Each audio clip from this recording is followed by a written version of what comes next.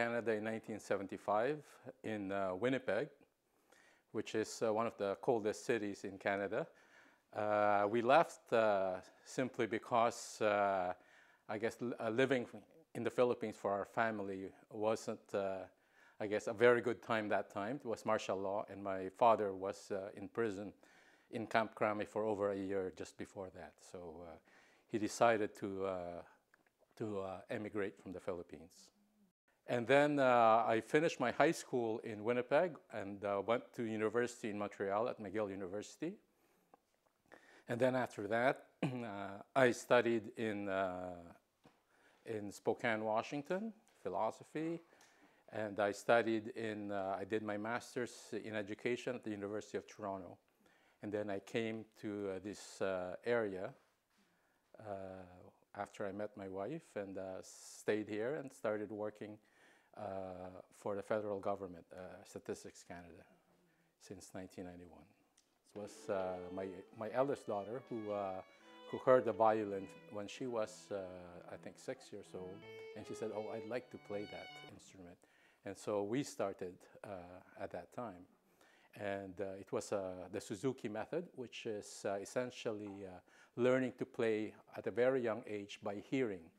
In the Philippines, I remember, because I studied music also, it was emphasized to learn the notes. And sa Pilipino nga, sabi nila, winiwido. Ayaw nilang winiwido, gusto yung binabasa. But at the same time, I saw the power for children to learn to listen to the music and mimic it. And so after that, it was history. We went to Rome for 4 years. I did volunteer work at the Vatican. And my children got involved in the music community in Rome. In fact, they were the ones who started the Suzuki school, helping it grow in Rome. Since all my children are homeschooled, meaning that my wife stays at home to help them in their education, which is not always at home. I know that they always go out to museums, other activities with other homeschoolers, and but it's called homeschooling here in Canada, and that allows them also to pursue other activities like homeschooling, I mean music. And all of them have gone through, and 3 are still at the Conservatory of Music of Quebec in Gatineau. Elena is 23 now, and she plays the violin. And although I don't think she wants to be known as playing the violin, she's doing a master's in philosophy. And Felix, who is going to be 21 this month, he plays the viola and also other instruments like the guitar, the bandurria. He plays some of the bandurria also, and some flute. So he's very eclectic. And then Emma, who is going to be 19 this year, she also plays the violin. She's finishing her, I guess, secondary degree school in the conservatory this year, but she's at the University of Ottawa doing French literature and some philosophy. The fourth is Inigo, who is 15 years old, and he plays the cello. And he is still homeschooled, and he goes also to the conservatory. And the last is Benedetta, who is 8, going to be 9, and she plays the violin and the piano. My wife went to the conservatory. She played the flute, but she also plays the recorder. And I dabbled with many things and not a master of anything.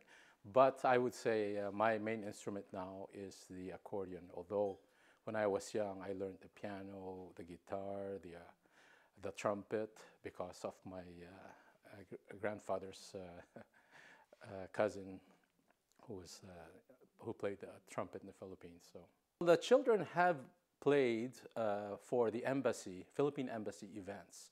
In the beginning, and then when they needed something a bit more formal, because they play classical instruments, it's not the best thing to play when you're outside in open air, but in certain situations it's the best thing. So yes, they've been They've been asked to play in many events like that, the Philippine Independence Ball, and also fundraising events. Just after Christmas this past year, they played in a concert that helped raise funds for typhoon in the Philippines. And also, not only do they play music, but they also sing. So they've sang and won I guess, the Christmas concert competitions of the embassy.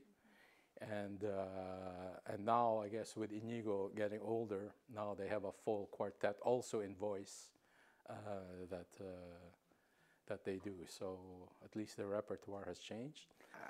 In the evening, there was a phone call from the Prime Minister's office also to ask if they could participate at the reception in the tarmac at the airport.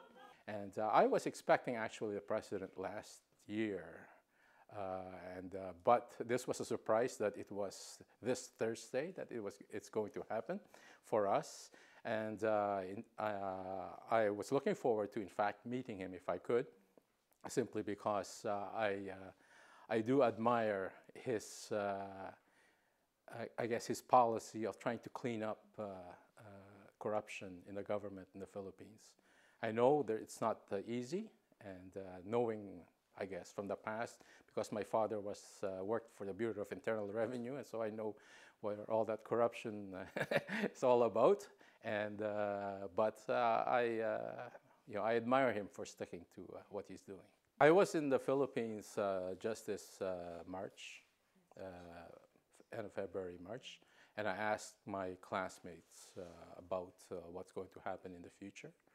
And it's not easy to find, I guess, a candidate that will continue with what he has started.